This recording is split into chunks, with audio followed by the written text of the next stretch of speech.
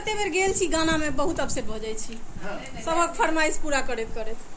माछ के सुंदरता छै कि माछ में कांट रही छै टेढ़ टेढ़ आ कांटो छै सोझ सोझ।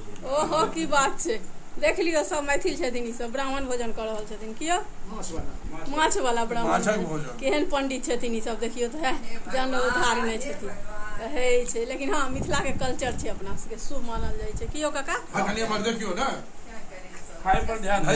आयो देखियो न यौ, खेबे त है चश्मा नहीं। अच्छा चश्मा खोल के चश्मा फोटो नहीं खींचबैया, फोटो नहीं खींच रहल छी, वीडियो बना रहल छी।